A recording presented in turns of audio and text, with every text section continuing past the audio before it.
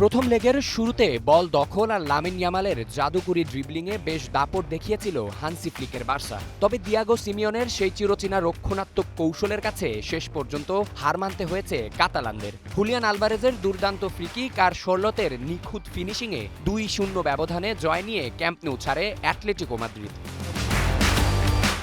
ফিরতি লেগে বার্সা ঘরের মাঠের সুবিধা না পেলেও ফ্লিক বাহিনী নিশ্চিতভাবে চাইবে দারুণ এক প্রত্যাবর্তনের গল্প লিখে ঘুরে দাঁড়াতে। কেননা প্রতিকূল পরিস্থিতি থেকে কামব্যাক করার দারুণ ইতিহাস যে বার্সেলোনার আছে, এটা ভুলে গেলে চলবে না।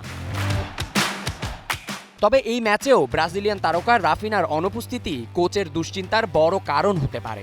গত ম্যাচের রক্ষণভাগ ছিল কিছুটা নড়বড়ে, আর এবার তরুণ ডিফেন্ডার পাও কুবার্সিকে না পাওয়া সেই চিন্তাকে আরও বাড়িয়ে দিয়েছে। অন্যদিকে অ্যাটলেটিকো মাদ্রিদও সহজে ছেড়ে দেবার পাত্র নয়।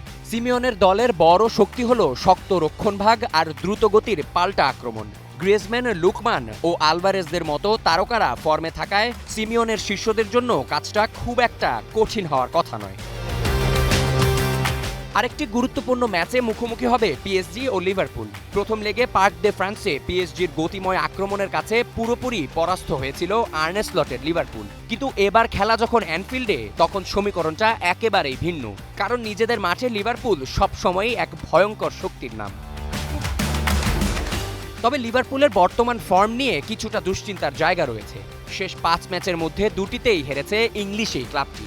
এখন দেখার বিষয় নিজেদের মাঠে ভক্তদের সমর্থন নিয়ে তারা কতটা ঘুরে দাঁড়াতে পারে। আবিয়াজ ইত্তেসাম, ওয়ান স্পোর্টস।